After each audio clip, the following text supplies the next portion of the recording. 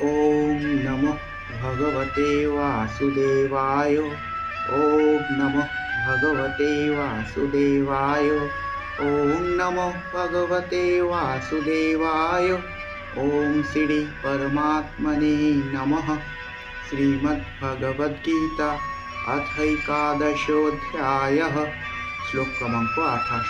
अर्जुन उवाच यथा नदीनां बहवोऽम्बुवेगाः समुद्रमेवाभिमुखा द्रवन्ति तथा तवामि नरलोकवीरा विशन्ति वक्त्राण्यभिविज्ज्वलन्ति।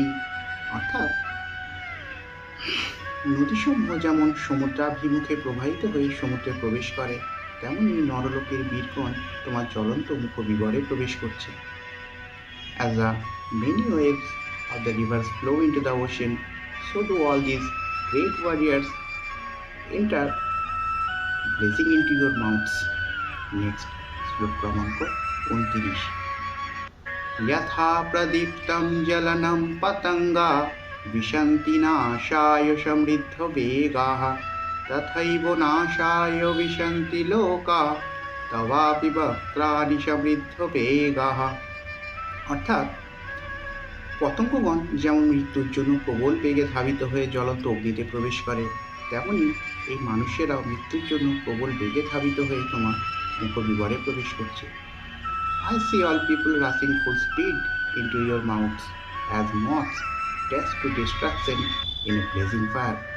Next, শ্লোক क्रमांक 30। लेलीह्यसे ग्रसमानः समन्ताल् लोकान् समग्रान् वदनैर्जलद्भिः तेजोभिरापूर्य जगत्समग्रं भासस्तवोग्राः प्रतपन्ति विष्णु। অর্থাৎ হে বিষ্ণু, তুমি তোমার জ্বলন্ত মুখসমূহের দ্বারা লেহনপূর্বক সমস্ত লোককে গ্রাস করছো এবং তোমার প্রদীপ্ত তেজ রাশির দ্বারা সমগ্র জগৎকে আবৃত করে সন্তপ্ত করছো। O Vishnu, I see you devouring all people from all sides with your flaming mouths, covering all this universe with your effulgence.